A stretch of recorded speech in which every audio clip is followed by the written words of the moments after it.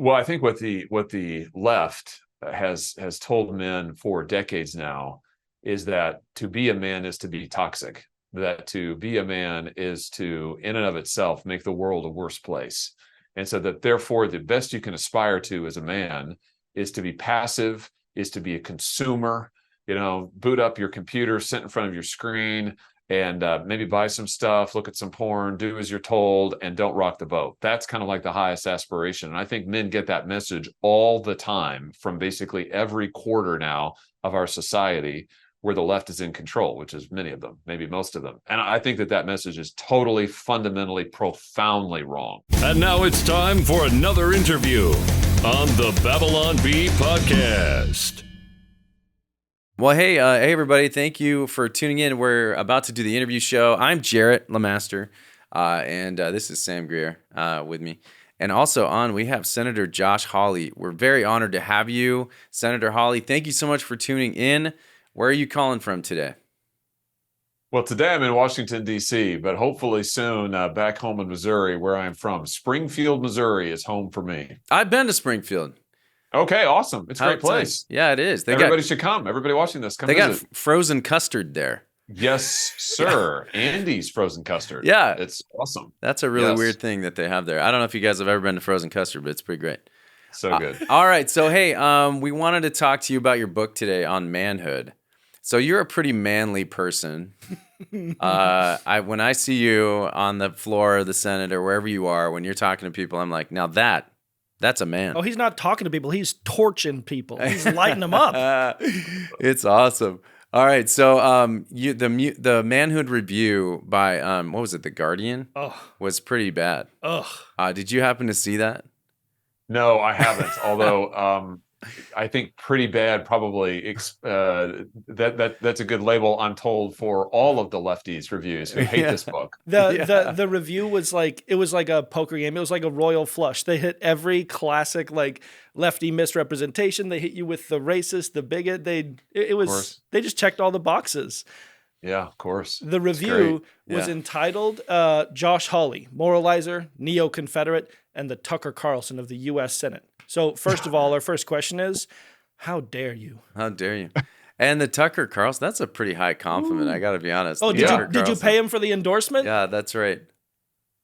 They meant that as the ultimate, that to them is the ultimate slam, right? They're building up to that. And the Tucker Carlson of the U.S. Senate. So thank you. I appreciate it. Now, what inspired you to write this book? I'm interested. Well, I've got two little boys at home. So I'm a father of three, two boys and a girl. My boys now are 10 and 8. And really, this book started as me thinking about, as a dad, what are my responsibilities towards my boys as they are increasingly entering the world of men, and as they're more susceptible as they get older now to the voices of popular media and entertainment industry and, one day social media. They're off of that right now for as long as I can possibly manage. But Amen. What is my obligation to help them become the men that they were meant to be? And so the book really grew out of that. It's dedicated to them.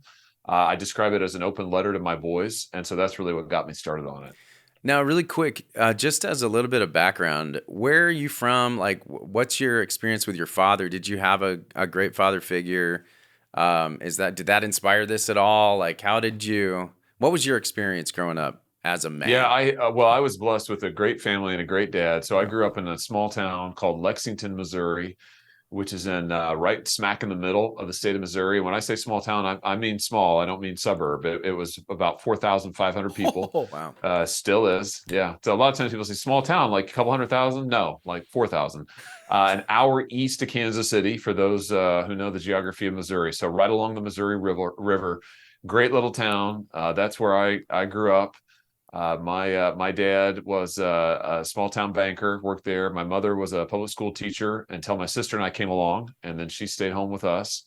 And so I got a younger sister as well. And, my parents did me the great good service of loving me and my sister. They stayed together, which was awesome and amazing. And they just were, they were great parents. And my dad, when I look back on it, the thing that really stands out to me now, and as a father myself now, is that what my dad really did is he brought me into the things that he loved to do. So he loved sports, so I played sports from an early age, and he liked to hunt, and so he taught me to hunt, and we'd do that. And he would bring me into what he was doing. He liked to grill. I learned to grill from him.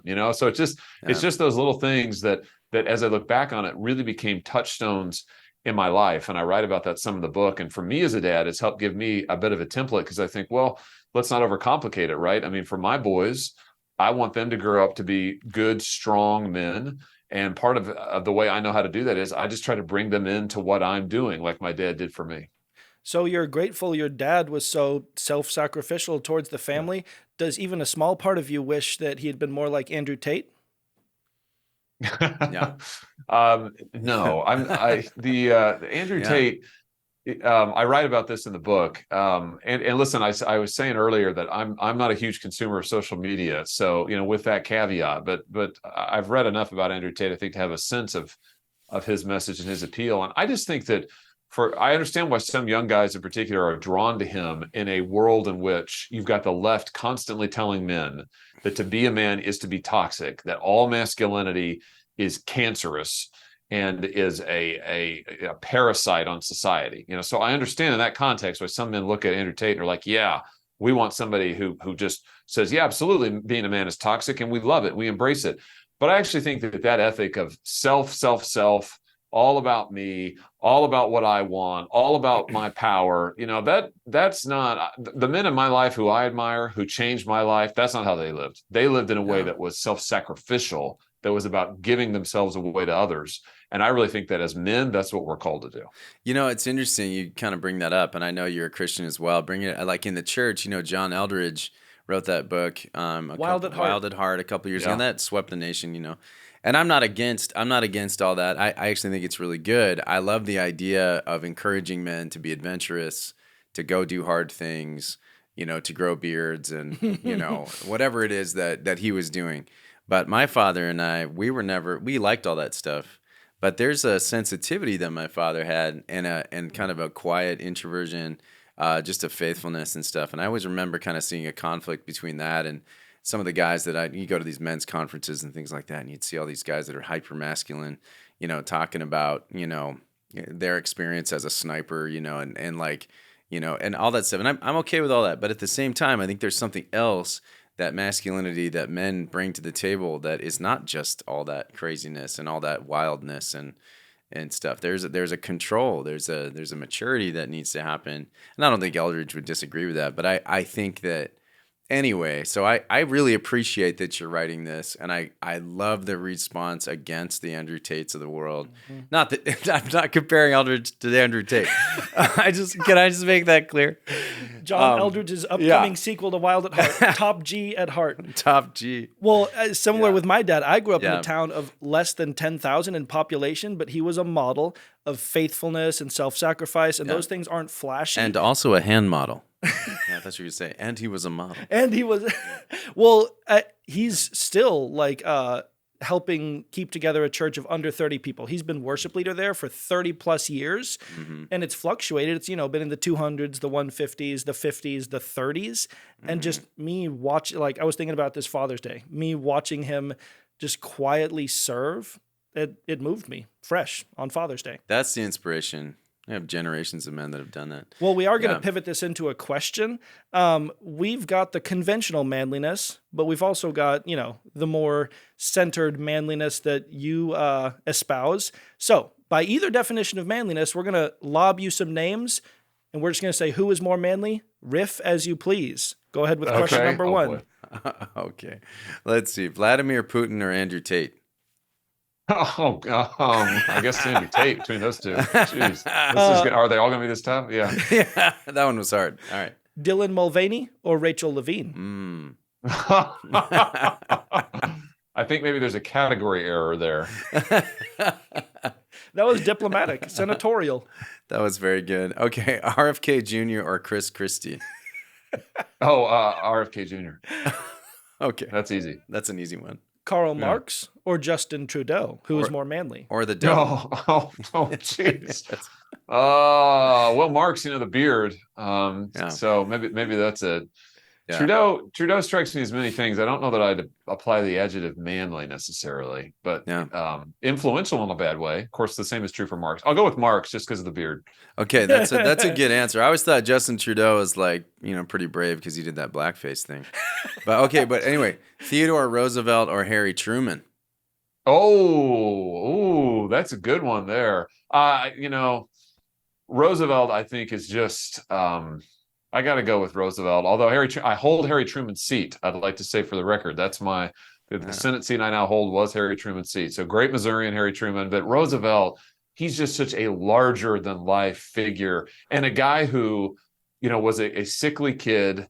That's not a myth. People often think, oh, that's a myth that he was sick as a kid, and that's not a myth. He was a really sickly kid. They didn't think that he would live. A doctor once told him when he was 18 that he probably wouldn't live much beyond his 20s. They told him to be quiet, not do anything strenuous. Roosevelt, this is why I love this guy. Roosevelt got that diagnosis, and the first thing he did after that was go climb a mountain. He's like, there's no way I'm just going to sit around and wait for my death, and he was such a great figure in American history. And you're like a Theodore Roosevelt enthusiast. You're a Theodore Roosevelt scholar. So Bull Moose party guy, he, got the assassination attempt and then kept on speaking for a long time. And he stormed San Juan Hill all by himself. Impressive stuff. Yes, impressive. Just on the since you mentioned the speech, the assassination attempt, this is actually a great story. Roosevelt, not a succinct speaker, a guy who could really get going, loved to hear himself talk. So he had written out notes for his speech that he was giving that particular day, which was uncharacteristic of him, incidentally. And he folded them up a whole bunch of times and put them into his coat pocket. And the bullet hit him. It was well aimed. The bullet hit him, right near his chest. But part of what stopped the bullet and stopped it from penetrating further was the thickness of his speech. So it actually saved him. Yeah. So he had saved his life. Yeah, like senators might default to filibustering. If you've got that, gift of loquaciousness, it might save your life. Only time it ever has saved somebody's life. Yeah. That's amazing. It's like the Bible. Isn't there a Joshua Lawrence Chamberlain story like that where it shot his Bible? Yeah, I've heard the Bible one. Yeah. No, that's a very interesting idea. And you got to think about the velocity of these bullets again. I mean, I'm thinking about this scientifically. How would you, first of all, how fast were those musket balls going? And was it a musket ball? What hit him? It's fascinating. Instead of Kevlar, everyone should just have Bibles. It must have been a whole bunch of Gideons. Yeah, that's funny. Oh my goodness! And it hit him. To be clear, and what the speech is, it slowed it down. It actually penetrated the flesh and it went fairly deep. And he was. But the other thing, guys, is that on the other side of the ledger, he probably would not have been nearly as badly wounded had he stopped speaking. But Roosevelt, he's hit. He looks down and sees that he's bleeding, and for him, this is like moment of glory. And so he says to the crowd, he actually opens his coat so that they can all see his bloody shirt. And he says, friends, I'm hit, but I must go on. And he continues to speak for another 25 minutes. And then he basically faints, they take him down off of the stage. And, he's thinking he's going to go out in a blaze of glory, but he lived and lost the presidential election. Where have all the cowboys gone? Oh, so true. Exactly. That's amazing. How we'll hang out on TR for a second. How Trumpy is TR in your opinion? Well, he, in terms of a guy who has a pulse on the public and knew the value of how to create an image, how to capture the imagination. I mean, very Trumpy in that sense, and he was regarded. He was, TR would not have liked the label populist because that meant something very specific in his day. William Jennings Bryan and a whole populist party that TR was against. But truthfully, he had a very populist persona. He was a larger than life figure, and he was reviled, Roosevelt was, by the cultural elites of his day, all of whom, of course, he had gone to school with. I mean, Roosevelt was born to great wealth. I mean, one of the really richest families in America at the time. And all of his neighbors, many of his childhood compatriots, he went to Harvard. They all came to really despise him because they thought that he was way, way, way too populist, way too interested in working people, and way too hostile to the corporations. Well, sounds like a pretty good guy to me. Sounds familiar. Yeah, trust buster. And the TR story that comes to mind has all the earmarks of being apocryphal, but it's that the printers of his book on the Spanish-American War had all the I's wore out, the letter I, because he was inserting himself as and then I stormed the hill, and then I don't know. He had that he had a good sense of publicity. That also sounds like Donald Trump. Yeah. Well, here's a true story though about Roosevelt in the first person. So it was one of the New York newspapers. I can't remember if it was the New York World, but this was the day of newspapers in America, the broadsheets. And so I can't remember which New York paper it was, but one of them during his presidency, his administrations, kept a running tally at the top banner of the paper of how many times Theodore Roosevelt had used the word "I" in speeches. So it was like every day updated. It was always there. It's what's the weather. That's and then funny. How often has TR said "I" this year? Yeah, it's great. That's satire right there. Yeah. Yes. That's really interesting. That's really good. That's the Babylon Bee of the day. Go ahead. We have a loaded question. This one. Okay. This will be you're on the record here. We're still on who is more manly. Okay. So, Donald Trump or Ron DeSantis? I see what you're doing there. I see what you're doing there. Well, I tell you what, I haven't endorsed anybody in this presidential race, so maybe we should just do it now. We should just leave it at that. Both manly men. I thought you were going to just do it right now. That's what I was. Yeah. Ill-advised. Don't do it. No, this is not the place. No, I was going to say, hey, you have a lot of historical heroes. It's like from just talking to you. Who are your biggest historical heroes and influences? Who do you want to be like when you grow up? I mean, like you are a senator already. You're an author. Obviously, you are a well-accomplished person, highly intelligent. You've got a lot of education. You got kids. You got everything. What are you hoping? Where do you want to be in 10 years? Like what? Like who are the people that you look up to? And I know there's a lot of questions in there, but like. I caught two main ones. Yeah, what's next? Like, who are your heroes? Who are your heroes, and where are you going?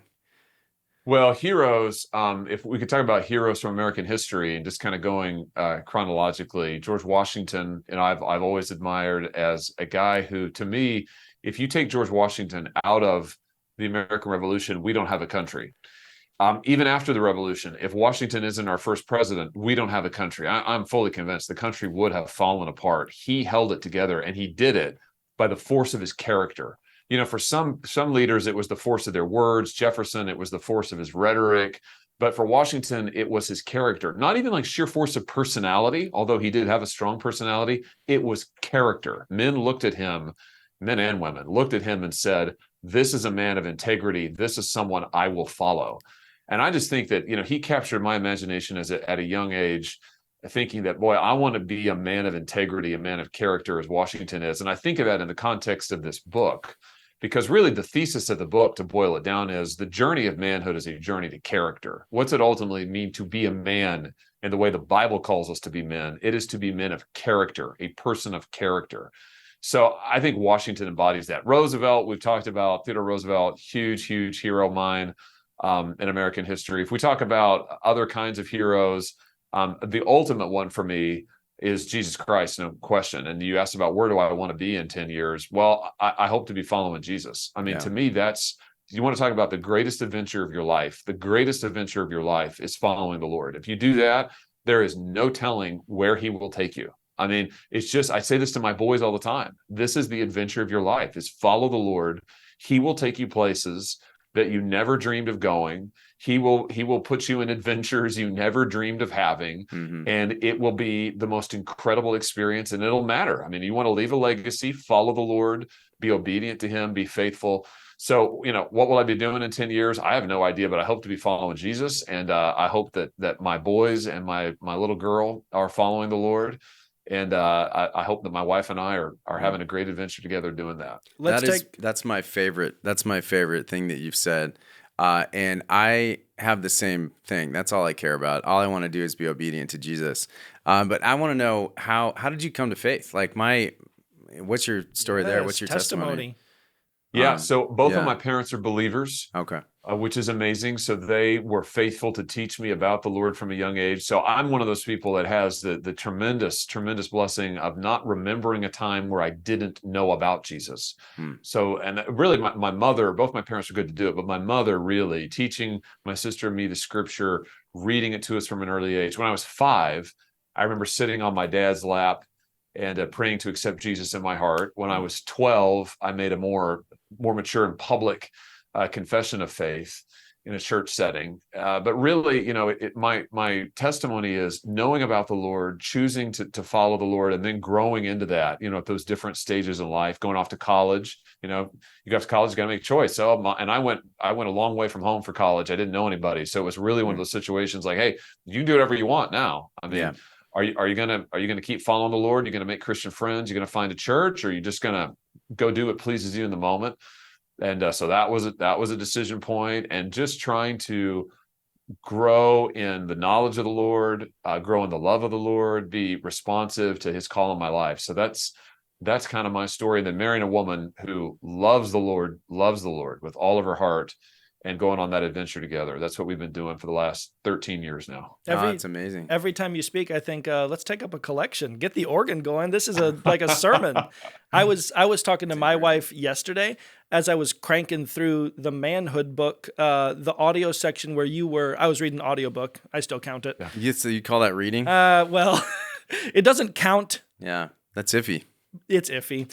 When the section where you were describing how meeting your wife, it made you feel like home, I turned to my lovely wife, Nikki, and I said, that's so true. Like it makes you feel like when you meet the one and you've got the unified mission, it suddenly feels comfortable in a way that other relationships don't. That was just a very sweet section where you meet your wife. And appreciate that. That's great. Yeah, for me, it was one of those things, since you mentioned it. I mean, various people have asked me about this. What it was like when you met Erin? When did you know? Erin's my wife. When did you know that you wanted to marry her? And I said, it was definitely, excitement and butterflies and all of that stuff.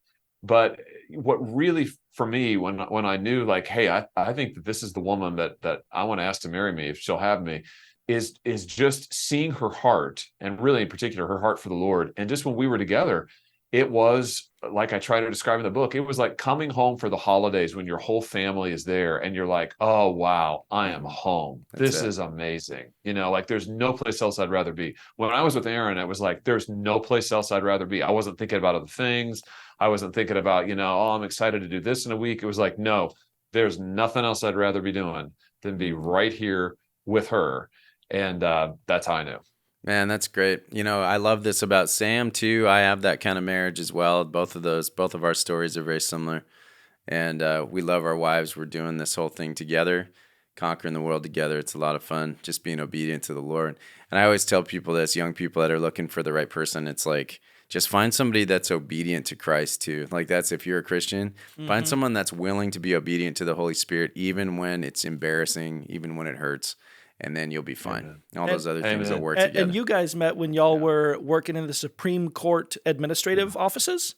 Oh, yeah, that's right. We were clerks, and so that's a role for law school grads, and it's a 1-year stint. Each justice of the court, 9 justices. Each justice has 4 clerks who come on for a year and help him or her, the justice, with their opinions, research. It is a great job for a recent law school grad. I mean, it's so much fun. You learn so much. You get to hear all of the arguments. You get to work on the opinion writing. It was fantastic. So Erin and I were co-clerks. We clerked at the same time, and we just happened to start on the same day. And the Chief Justice for whom we worked, he assigned us the same office. So we shared an office. So I like to say, only half joking, that I wore her down over time. Over time, she's finally like, okay, yes, I'll go out with you. Most of us do. Most of us marry up. That's like a romantic comedy. Yeah. You hate each other at the beginning, and that was anyway. I could write this out. It'll be a great story. Do you have any funny Supreme Court justice stories? Oh, let's see here. I have Supreme Court justice stories. So I have funny ones. I was around when Justice Scalia was still on the court, and Justice Scalia was a legitimately funny guy. I mean, talk about a larger than life figure. I mean, truly larger than life. And I remember one time in particular that he came off the bench, and there was an attorney from the government, the U.S. government, who had argued before the court so many different times. And that particular day happened to be his 100th argument before the U.S. Supreme Court, which is a lot. I mean, that's an incredible number. That Scalia came off the bench, and I remember he said to one of his clerks really loud, he said, who was that bearded guy and why was he so unprepared? and the clerk said, Justice Scalia, that's so-and-so. This is the 100th time that you've seen him. And Scalia was like, no, I've never seen that guy before in my life. So yeah, for all those young attorneys out there with delusions of grandeur, oh, the Supreme Court, I'm going to go argue. And it's like, they don't really remember. They don't know you. Yeah. Oh, that's amazing. Hey, we have one more comparison. Who's manlier? Okay. Jarrett LeMaster or Sam Greer? You have to pose for him. Wait, what? Who's the first one? Jarrett LeMaster. That's my name. Sorry. Oh, and it's you guys. Yeah, you're like, I've never heard of him. So now here's my confession is that I'm looking into a camera right now. So that's how I'm going to get out of it. And I can't see you. Oh. So I'm just, you can see me, but I can't see you. So manliness is something you can tell by seeing, is what you're saying. Okay, I get it. That's cool. Well, Jarrett most recently beat me in a wrestling match, so I guess for now, he wins. What kind of wrestling was it though? We were just light jiu-jitsu. Light business office wrestling. Oh, okay. Oh, I got you. Yeah. Okay. Jarrett's the type who can slip you into an armbar, and he didn't even see it coming. Yeah, no, anyway, Sam's being nice. Anyway, all right, so let's move on. What are the roles that God designed men to fill? That's like, according to this book, according to what you believe, what are the roles that God designed us for? Husband and father. He calls each of us, I think, to, even if we're not yet husbands or fathers, he calls us to acquire the character of a husband and a father, warrior and builder, priest and king. And I think as you look at the story of the Bible, which is really, that's what this book is, by the way, it's not complicated. There was one reviewer, I'm told, I don't read any reviews, but there was one reviewer, my team tells me, who said, like, the book is really impossible to follow. Like there's no storyline to it at all. And I'm like, let me explain this to you. It just follows the Bible. Yep. That was easy. That's right. Very simple. It's just chronological. So if you look at the story of the Bible, as you start with Adam and you go up to Solomon, which is really how I go through, that's the timeline, and look at the different men, I think you see those roles emerge: husband, father, warrior, builder, priest, and king.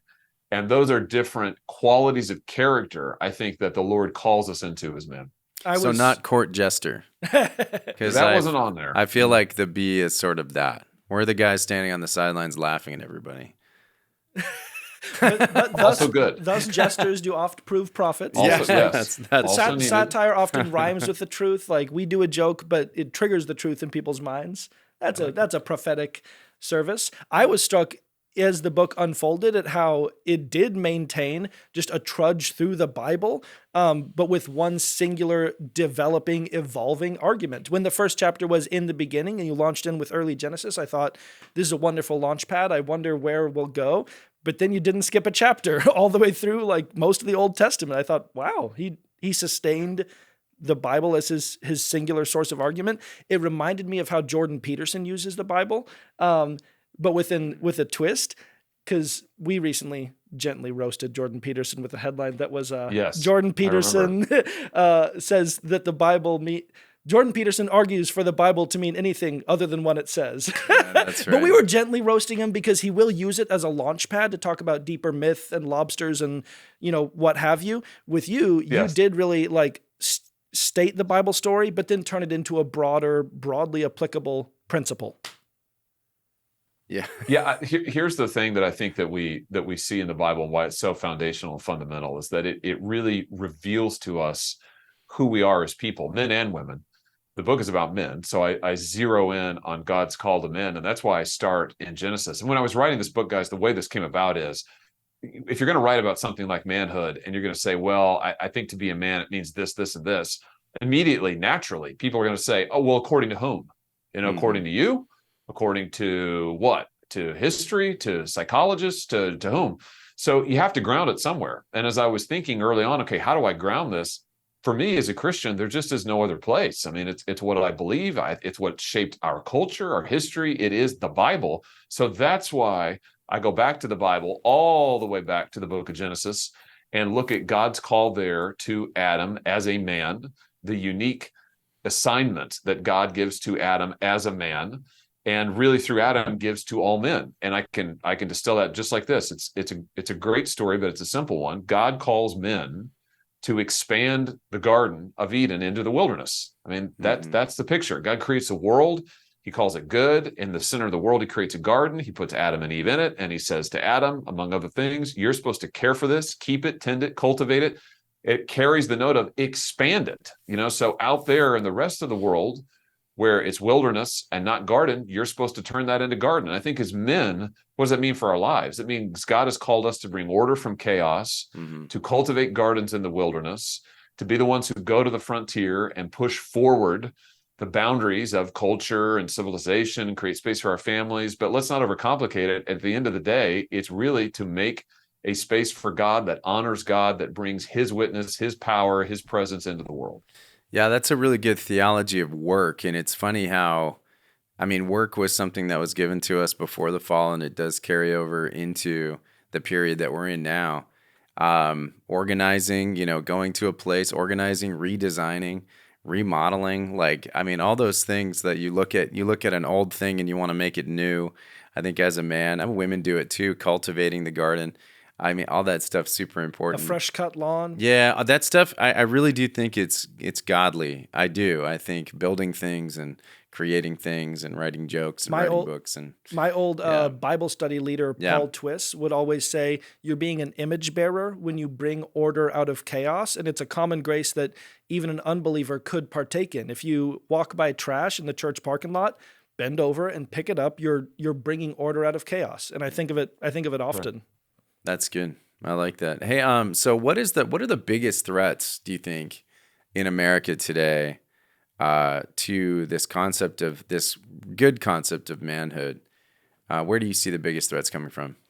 Well, I think what the left has told men for decades now is that to be a man is to be toxic, that to be a man is to, in and of itself, make the world a worse place. And so that therefore the best you can aspire to as a man is to be passive, is to be a consumer, boot up your computer, sit in front of your screen and maybe buy some stuff, look at some porn, do as you're told, and don't rock the boat. That's kind of like the highest aspiration. And I think men get that message all the time from basically every quarter now of our society where the left is in control, which is many of them, maybe most of them. And I think that message is totally, fundamentally, profoundly wrong, dangerously wrong. And I think we're seeing the effects. More men than ever are lonely, are depressed, are out of work, are suicidal. And one of the big reasons for this, I think, maybe the primary reason, is total lack of purpose and sense of meaning in their life. And I just think that is a plague on American men. And I'm just trying to do my small part to say, no, actually, your life has meaning. Your life has purpose. There's a destiny on your life, and you need to live into that. That's really good. I was going to ask I was going to point at the hat, but it disappeared. We used to have a hat, Make Satire Great Again. It was a red hat modeled after the MAGA. How do we make America manly again? Mama. Well, how do we mammogram the country? That may be a different question, but on terms of how to make it manly again, I think the single word answer there is fathers. I think we are in a crisis of fatherhood in the country, epidemic of it. You just look at the numbers tell the tale. We've got more kids who are growing up without a father present in the home than almost any other nation, certainly any other so-called industrialized nation in the world. They're just off the charts. The numbers are off the charts in the United States. This cuts across demographic groups. It cuts across geography. To a certain extent, it cuts across income. So we've got a major crisis of fatherlessness in this nation. And I think the answer is, how do you make boys into men? Fathers. And that doesn't always have to be your biological father. I tell the story in the book about coaches, mentors in my life, pastors. So I would just say to the men out there, hey, if you want to have some meaning in your life, you want to leave a legacy, become a husband, become a father. If you're not right now a biological dad, you don't have kids of your own, doesn't mean you can't father. You can invest in other people. You can invest in, if you're an older guy, you can invest in younger men, mentor them, coach them. That's what people did for me. But I think that is the answer here. And if that doesn't happen, then no government program, however important or well-designed, is going to solve that. Nothing will substitute for fathers in this country. So embracing the adventure of fatherhood and husbandhood, that's a good concrete answer. Husbandry. I've got kind of a left field question that's also a sideways compliment to Jarrett. So there's an adjacent book, It's Good to Be a Man by Michael Foster. I read it around about a year or two ago, and it hit a lot of the same points as your book. It comes out of like the Northern Idaho, Moscow ecosystem. But the surprise for me was that it mentioned gravitas as a mark of manhood. And it's funny. I'm director of marketing at the Masters University, a small private Christian school here in Southern California. And our director of communications lobbed me a question yesterday. He said, man, that Jarrett guy, can we use him for an upcoming project? And who knows if that'll come to fruition, but he said he had a real presence to him. I thought he was just like really high up. And I was like, well, he is. He's our main sketch producer. But here's my question. The ability to shift the weight of a room when you enter it, that's how Michael Foster defines gravitas. Can that be learned, in your opinion? That more like misty element of manhood? Yeah, no, I think it can be. Maybe learned is the wrong verb. Maybe it can be acquired. I think it can be, and I think that's a product of character. I mean, we all know men who are naturally very magnetic, have magnetic personalities, and so they can come in and take over a room, so to speak. And in politics, I see that a lot. But a lot of the time, that's a very surface level quality. So it's like, okay, yeah, sure. So that guy immediately comes in and inserts himself in the middle of things. But is there any stink? Does that make me want to follow him? No. Does that make me respect him? No. Maybe I enjoy him. Maybe I think he's funny. Maybe he can hold a room. But do I want to somehow connect my life to his? No. I think gravitas is something different. I mean, that's character. That's when you see somebody, whether they're loud or quiet, whether they're flashy or plain, you say, hold on, he's got something. Like, I look at his life and I say, man, I want to be like that. I listen to him talk and I think, wow, there's real wisdom. I want to learn from him. So I think that's something that every man should aspire to. And we do that by acquiring character. I mean, we do that by doing the hard things in life, by living sacrificially, and by looking for mentors. I mean, this is something else that I think men don't get this advice enough. It's great to go find mentors, especially for guys who their fathers were not great presences in their life, or were not there at all. Hey, you can go out and find a spiritual father, a moral father, someone who can be a life coach. And I don't mean that in the weird internet kind of way, but I mean somebody real who in your life is like, hey, that's a good guy. I want to learn from him. Can I get coffee with you? We can all aspire to be like that, to be men who others will come to. I think that gravitas is really, to come full circle here, is really a matter of character. And that's different than I think what the manosphere would preach. I know I gained the ability to really shift the weight in a room when I gained 60 pounds. Anyways, so anyways is how you know you've made a great joke when that's the transition. Well, no, that's funny. I do think this character thing is important. I'm a person who collects mentors. I collect them and put them. You collect them like chess pieces. I or do. Stamps. I do actually. I put them in categories, and I try to find the people that I know that are good at things, or people that I see that guy has great integrity. This guy has a real understanding of scripture. This guy is really good at barbecue. And so, you know what I mean? Yeah, can you mentor me in barbecue? Can you do that? And so I kind of have a tendency to look for mentors. But for people that are speaking into my life, I always look for people that, again, it's like looking for a spouse. You look for people that have been obedient to the point where they have a limp, to the Lord. Yeah. You know what I mean? Like, I'm looking for people that are limping around because God made them limp. He touched their hips. They've wrestled with God. Yeah. I know that is important to me. Oh my goodness. Well, can I jump in there? Because I think that the way I would label that is the virtue, the quality of humility. And I think that is so important, because, it's hard to trust somebody, particularly a mentor, if it's like, well, there doesn't look like there's ever been a point in his life where he encountered real hardship and where he had to say, man, this humbled me, So I think that quality of humility, somebody who's like, hey, I don't trust in myself. I trust the Lord. I don't want to draw you to myself. I want to draw you to the Lord. That to me that's what I'm looking for whenever I look for a mentor. And I'm the same. I collect mentors everywhere I go. I try to find, I try to find mentors in different fields. If I see somebody, it's like, man, I admire how he does that. I'll just reach out to him and be like, hey, can I talk to you? Can I learn from you? But humility is so key. If you see somebody's like, oh yeah, I got it all together, let me tell you how to do it. To me, that's really off-putting, because it's like, well, I know that's not true of my life. I don't have it all together. So if you think you do, I don't know if I can learn from you. Go ahead. No, I was going to follow up. I insist. Go ahead. Wow, thank you. You have so much humility. Sam, can you teach me that? No, I do.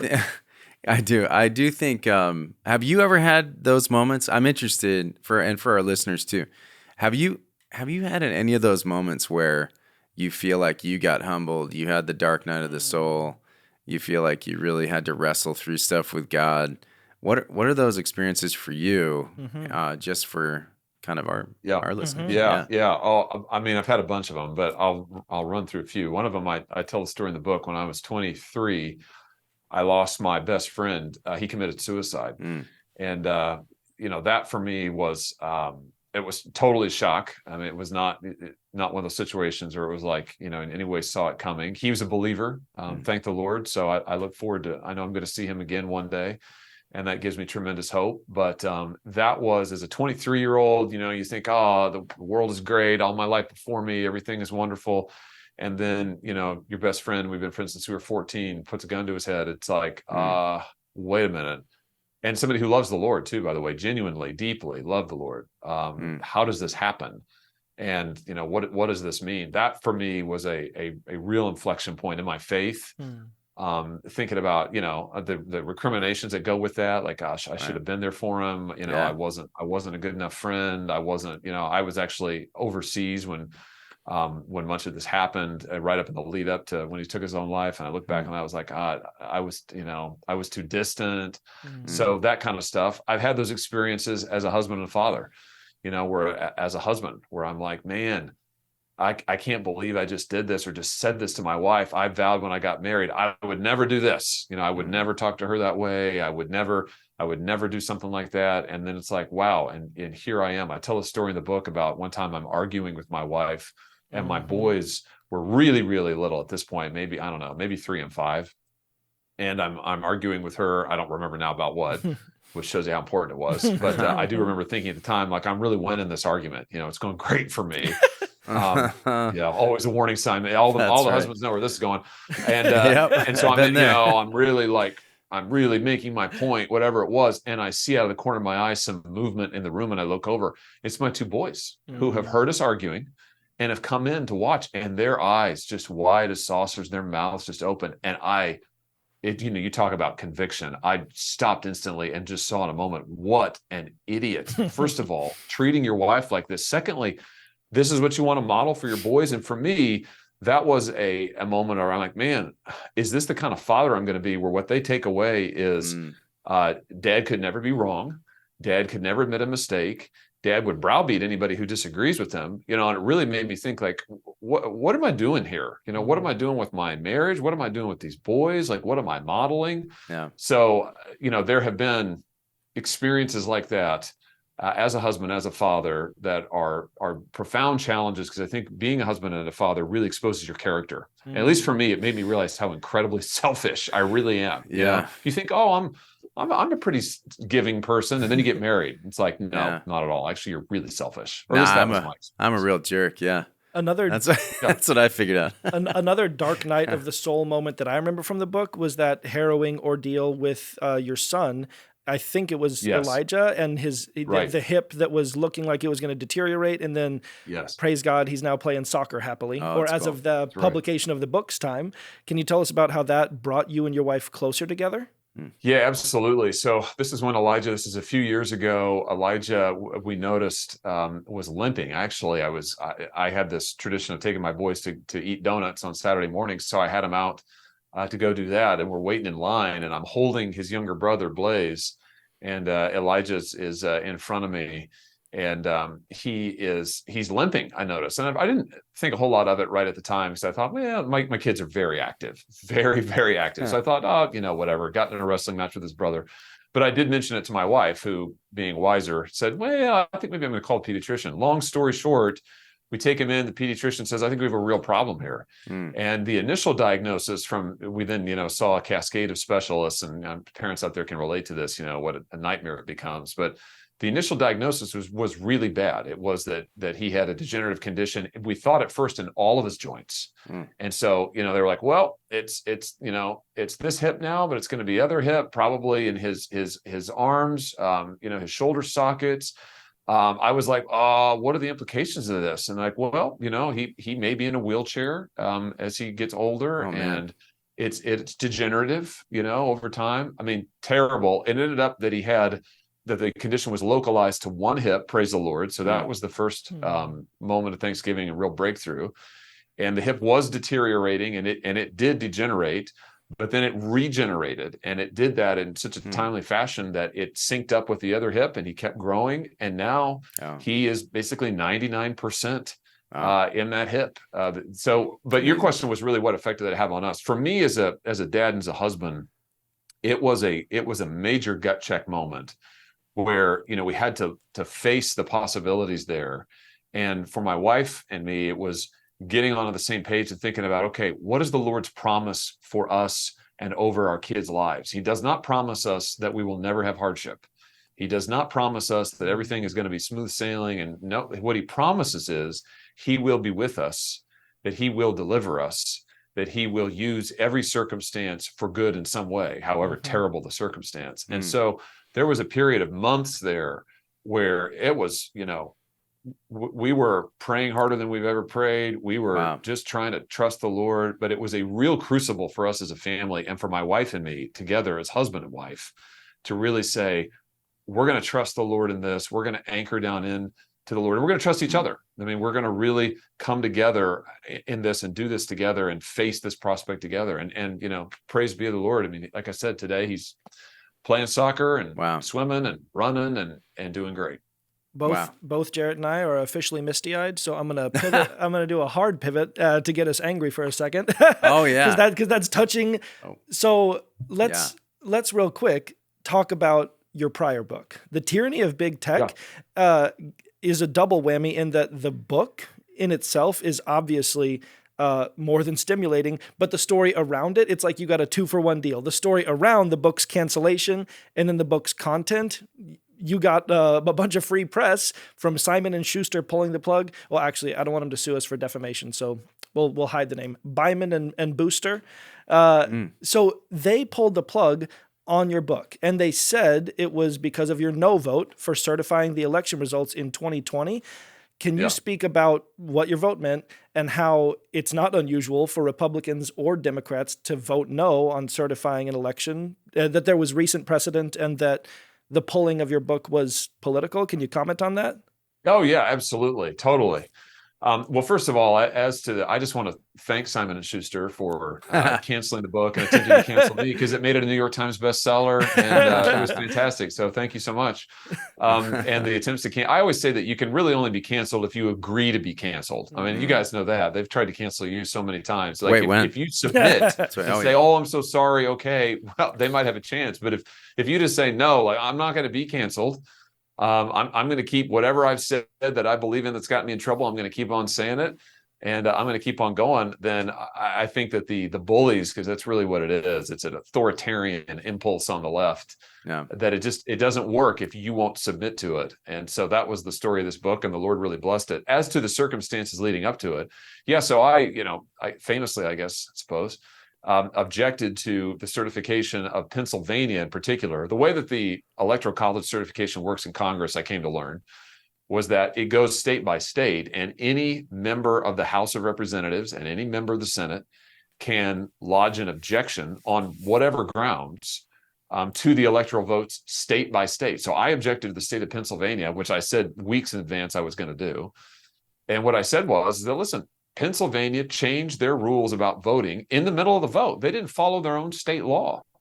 They changed what absentee ballots could be counted. They changed what the rules were for counting. They did a mail-in voting thing that is not permitted under their own state constitution. So to me, that's just lawless, and their own courts wouldn't review it. So it's one of these deals where there's no place to review this. There's no place to get any justice. The only avenue was to raise an objection on the floor of the Senate. And as to the precedent, Democrats had objected 2 electoral votes from particular states in the year 2000, in the year 2004, in the year 2016. You might be asking yourself, what's the common pattern? Well, it's every time a Republican won. So every time a Republican won, Democrats raised objections, which under the law, they're entitled to do. So I said, I'm going to do the same. I did it for Pennsylvania. The riot, broke out, and they cleared the chamber, and there were all those hours while they were trying to clear the Capitol and so forth. I think what really, really ticked off the left is, even after that, I went right back into the chamber and I filed my objection. And just in the sequence, I had to object after we'd already had the Capitol issue and the riot at the Capitol and the people in the Capitol and out and so on. I did that afterwards, and that really, the left was just, they couldn't believe it. They were like, don't you learn your lesson? You need to admit that you caused the riot. I'm like, that's not true. Number one. Number two, I said I was going to object. I'm objecting on principle, and I'm going to do it. And you can disagree with me. It's fine. But this is the place for these concerns to be heard. So I did that. And then the next day, literally the next day, Simon & Schuster said, that's it. We're canceling our book because of your disturbing attack on our democracy. And I was like, what, for doing what multiple Democrat members of Congress have done in every single election of the last 20 years that a Republican has won? I mean, the hypocrisy was unbelievable. But again, thank you. It worked out great. Do you get any responses from people when you say that kind of stuff from the left? You're like, look, you guys did this. What do they say? Oh, they always try to deny it. They can't deny it because, I could read you the list of people, many of whom are still members of Congress. You got some people who have objected over the years who were, when they were Democrats in the House, and they're now members of the Senate. And these are the people who were denouncing me and saying this is unprecedented. And I'm like, wait a minute, you objected multiple times. So what they try to do is change. They say, well, but this was different because Trump. They usually just throw in the word Trump. Yeah, Trump makes it different. I'm like, oh, so if it's a Democrat who's president, it's fine. If it's a Republican who wins, it's okay to challenge it. But if it's a Democrat in the White House, or a Democrat who has won the election results that you're challenging, then no, you can't do that. I mean, it's just. Are there any rational people on the left? I mean, you know what I'm saying? Like, why do they feel like this is okay? They know they're doing this. They know that this is a double standard. Why don't they? Who's out there that you can point at and say, that guy's got it together? Well, I will say this, that I think what's telling is, if you look at the Democrats in the Senate, in the aftermath of my objection, what a lot of them, I think actually most of them did, is they just said nothing. They did not criticize. And, saying nothing is not necessarily a profile in courage, but I think in this instance, when a lot of their party and the media was just screaming and saying that this was this was a criminal act, for heaven's sake, how dare you object, how dare you follow the law that allows you to do this, how dare you do any of that. I was struck by a number of my Democrat colleagues refused to criticize, refused to join that bandwagon, and I think it's because they knew. They were like, hey, listen, we've done this. This is if you have a problem with electoral votes, this is the place you register the objections. The law provides for. The law provides for debate in Congress. That's what the law says. That's why we have it. Objecting on principle. I think they know that. Yeah, objecting on principle was the word you used. It's like Mr. Hawley goes to Washington. You were the lone from a small town. All this graft. I'm going to filibuster. From Springfield, Missouri. Well, and profiles in courage. It's like profiles in quietude. You're right. The Democrats who didn't raise. It took moral courage for them to stay quiet. And they're not allowed to contradict the party. Like, I think that's the other thing with the DNC. It seems like you're not allowed to say anything against the leadership. So, well, you made an appearance in the intro to Tucker Carlson's The Long Slide, where he recounted the drama around the book publishing and then his own conversations with Simon & Schuster executives. And in that, he said, man, I may be naive because I knew the overall news media was long gone, but I thought publishers were still a bastion for free speech. So our question to you is this. When the publisher reacted that way, do you think it bodes well for free speech in publishing in a country where the publishers react that way over someone who votes in a way they don't like? How do you think that bodes for our future? Badly. I mean, it bodes very badly, and it bodes terribly for free speech. And where you can be intimidated by an online mob and immediately bend the knee. I mean, again, it was the day after January 6th I think it was a Wednesday maybe, but it was whatever the day of the week it was. it was, and remember the voting, because of the interruption, like we didn't get started on this being the certification process, like 1 PM, I think it was. And then almost immediately, we'd been in the chamber for maybe an hour or something. So it's around 2-ish, 2:30, something like that. The Capitol security clears the chamber. They have us leave the chamber. They take us to a different room in the Capitol complex. And then we're there for hours. My point is, by the time I file my objection, it's like 8 or 9 at night, maybe 10. And we're done at like midnight. And the next day, by like midday the next day, so 12 hours later, Simon & Schuster cancels the book. So we're not giving this a lot of deliberation. It's not like, oh, we really struggled with this. It's like, no. We're rushing to do it, rushing to bend the knee to the mob. I mean, to the liberal mob that wants to squelch any kind of dissent, any kind of debate. And you see this with the online social media giants, and this has happened to you guys, right? You see it with big tech, where they're like, "Oh wait, you said something we don't like. We're just going to cancel you. We're going to deplatform you. We're going to shut you down." You see it in the White House now. We have a president who is not shy about making lists of people he wants news corporations and media corporations to silence. I mean, do you ever think we'd reach a point in American history when the White House spokesperson can, without any shame, like get out the list and say, these people are spreading misinformation and we've asked big tech to take them down? I mean, wow, in America, it's really, really something. It's a dangerous moment for free speech in our country. So would you say that responding the way you have, and maybe the way we have, is probably the way forward for us, speaking out and continuing to sort of be obstinate with our views, not listening to the criticism? How do you feel like the average person can move forward? Well, I think that you just can't give an inch to the people who are the authoritarians who want to shut you down and bully you. I mean, it really is. It's kind of like being in junior high again, or grade school, where it's like the bully comes over and punches you, and it's like, if you give in to that, right, and do as you're told, like, that kid's going to keep bullying you. You got to stand up for yourself and say, no, I'm sorry, but you're not going to intimidate me. And I think it's the same thing now with the authoritarians on the left. And I don't use that word lightly, but that's really the spirit that animates much of this on the left now. It is a form of authoritarianism. It is, if you disagree with me, it's not just that you're wrong, it's that you're dangerous and evil, and I will stop you. And I will use the power of government to stop you. That's what they're trying to do. And I just think to that, we've got to say, no, you just cannot give into that. Now they're onto it with the transgender issue, and as you guys well know, I mean, if you question that ideology, if you say, hold on, if you even make fun of it, as you guys did, then it's like, oh no, the authoritarians are coming for you. We just cannot give in to this. And I just say to folks out there who, so many people have been deplatformed, have been had throttled down, have been shadow banned, and we're seeing this coming out more and more, coming to light. But this is one of the reasons why I felt it was important, in my case with my book and my own small example, to take a stand, because for everybody else out there who has been shadow banned, who has been deplatformed, it's like, no, you've got to stand up and say, no, I refuse to allow you to do this to me. And then I think it makes them think twice about doing it to other people.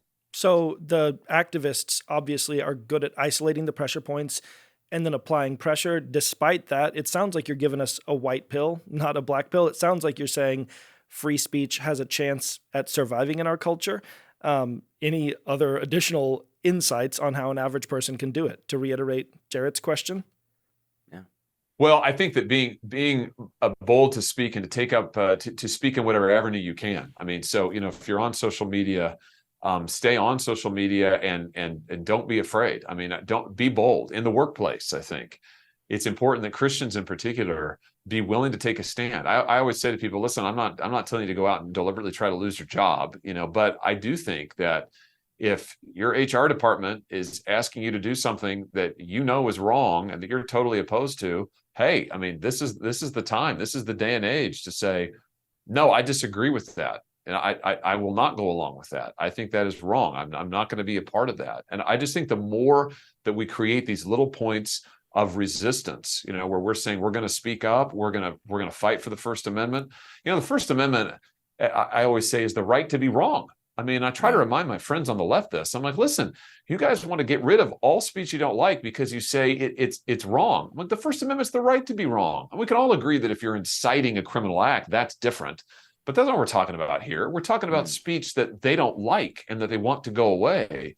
And I just say there's no way we're going to have a free country if we can't maintain that right to freely speak and air our views. And I just think that everywhere where we can practice the virtue of free speech, where we can speak out boldly, where we can defend other people who are doing it, this is a vital fight to have right now. Well, our producer is trying to cut our free speech. He's telling us to make sure you're still good on time. Yeah, are you good? How are you on time right now? Because we still have a few questions, but if you are, is that cool? Can we keep going? Yeah. All right. So I'm interested in this. We've been talking about a lot of crazy stuff that's happened in the Senate.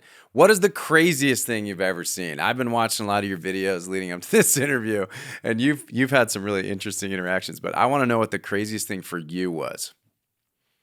Well, probably the craziest exchange I've ever had with a witness in the Senate was when they had a professor from a law school accuse me of being violent and transphobic because I said that men can't get pregnant.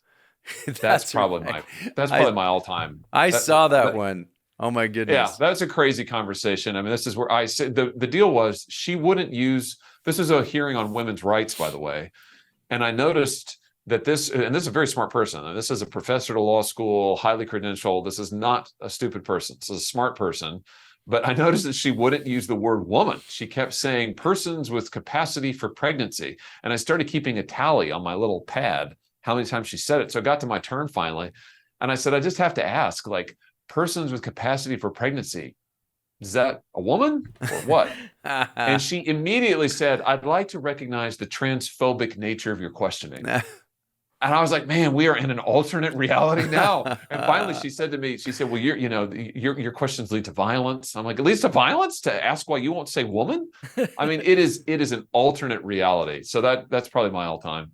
Then that's awesome. Well, then another question, because we don't get a lot of chances to talk to senators. Yeah. So you're in the Senate, and we have it on good authority that many Democrats in Congress are really lizard people bent on world domination. Do you have any evidence of this? Have you seen heat lamps as office decor or a steady supply of live crickets in the cafeteria? They do keep pushing that cricket thing. I don't know what's going on. I'll just say there's all kinds of crazy stuff that goes on in the Senate. So lizard people confirmed. It seems like a crazy place. That's all I'm saying. It seems like a crazy place. Is that true? Yeah, is it nuts there? Yeah, it is. I mean, it is. I will say this. The word I would use is surreal, because going into Washington as a whole, but particularly Capitol Hill, it's such an insular place because everybody there, it seems like the only people they talk to is everybody else in the building. So you've got reporters, gobs of reporters, but the reporters all talk to each other and only each other. And then the members of Congress all talk to those reporters, but it seems like only them. So it's like its own ecosystem where you go in there and it's a total, you talk about alternate realities, total alternate reality. So I'll come from home, I'll go into the Capitol, I'm like, nothing you are saying bears any resemblance to anything a real person in the state of Missouri has ever said to me. And yet here we are. And it is a completely different world than everywhere else. And I do think that shows up. If you've ever wondered, like, why do these people go to Washington? And then pretty soon you hear them saying this stuff and you see them on TV and it's like, why are they saying that? I think it's because they've just listened to everybody else in Washington, and again, everybody just talks to each other and nobody goes home to their families and nobody, talks to real voters anymore. And it really just feeds on itself. And it's wow. Weird. It's very weird. That's so incredible. I'm amazed. Well, listen, with every single one of our guests, we have 10 questions that we do, and we only have like 3 minutes to do them. So we want to make sure we get through them there quick. So quick responses, quick questions. Okay. Why don't you start? Have you ever met Christian rapper Carmen? Have I ever met Christian rapper named Carmen? Oh, no, I know who that is, but I've never met him. Well, at least you know who it is. All right. Yeah, I know who that is. Oh, for sure. Are you a Calvinist or an Arminian? Oh, these questions are not easy. These are not rapid fire questions. Goodness. Well, I would. I describe myself as Reformed, so that would put me closer to the Calvinist side of the ledger. You guys are going to get me in big trouble with these. Possibly. You can add one book to the Bible. Any book. What do you choose? Oh, Now you're tempting me into heresy. Where's this going? This is really. We have a heresy jar. If you cross over, we'll put $1. Put $1 in for alert you. me. I think we're right on it. I think we're right up to it. I don't know the answer to that. I don't have a good answer. Okay, to that then one. what about this? What's one What's your- book you think everyone should read? Yeah. What's a book everyone should read? Did you say? Mm-hmm. Oh gosh, a book that everyone should read. I'm thinking. I really think this sounds kind of nerdy, but it's been a really significant book in my life. Edmund Burke wrote this great book, Reflections on the Revolution in France. It's not even a full book. It's like a long essay. It is a great book. It really, for me as a conservative, it really defines a lot of what I think it means to be a conservative. And also Burke was a Christian and what a Christian worldview looks like. So there's one. I think it's a great one. Love that. Okay, cigars or pipes? Say that again. Cigars or pipes? Cigars. You could hang out with any 3 people, living or dead. Who do you choose? And you can't choose Jesus. Okay. C.S. Lewis. Yep. Winston Churchill. Of course. And oh my gosh, I gotta narrow this down. Maybe David Martin Lloyd Jones. I've been reading. Nice. He's a preacher. Was a preacher. All these guys are dead, but Lloyd Jones is a preacher. I've been reading a bunch of his sermons recently with some buddies. Great. And man, that guy could preach. I'd like to ask him for some tips on public speaking. A mentor, another mentor. All right, so whiskey or beer? A beer between those two. I'm not much of a drinker, but beer. All right. This one may turn into a prophecy fulfilled. What would be the first thing you would do if you were president? Oh, this is a funny question for people that like work at wherever else. But for Usually him, we're asking for this him, to, it's a different kind of question. All right, yeah. The first thing I would do. Oh my gosh, guys. I don't know the answer to that. Abolish the Fed. We get that a lot. Yeah, well, yeah. We get that a lot. Yeah. You know what? How about this? We'll ask you again when you get there. Yeah, it's a good idea. We can move on. We can move on. We'll move on. But okay. Sure. Okay. Have you ever punched anyone or been punched? All right. So what's the story? You punched someone on the floor, on the Senate floor. Oh, on the Senate? No, I've I'm never just punched kidding. anybody on the I'm Senate kidding. floor. But yeah, no, I've been in fistfights for sure. Yeah. Oh, Listen, cool. I went to Catholic high school, so Yeah. it's part of the deal. You know, I say that great. lovingly. It's not a bad thing. I say this around my wife. She doesn't like it so much, you know, because she's told me don't repeat this to my boys. I'm like, honey, sometimes guys get in a fist fight, like it can be good, healthy, clears the air. You know, it's okay. It should be in Manhood. There we go. It is. Yeah. One concert, any band in history, who would you see? Well, one I want to go to now is I love the band Need to Breathe, and they've got a new album coming out this fall, and they're going to go on tour. So I've got my dad into it, and I've said to my dad we ought to go together. So maybe we will. I saw them once. They're fantastic. Okay, Yeah, and awesome. the final question: do you accept Jesus as your Lord and Savior? Yes. Awesome. That's the easiest one. Yeah. He's in. We got him. Thank you so much, Senator Hawley, for being here. We so appreciate your time. This was great. It was amazing to talk to you. Thank you, and we hope to talk to you again sometime. I would love that. You Thank should be in guys. one of Thank our you for sketches. You should be in a sketch with us. Oh, I don't know. Okay. I'm only funny unintentionally, which my kids tell me is all the time. The next time we talk, it'll either be a new book he's promoting or we'll be talking to President Hawley. Yeah, there we go. I like it. All right. Well, listen, thank you so much. Have a wonderful day. Thank you. You guys too. Thanks so much.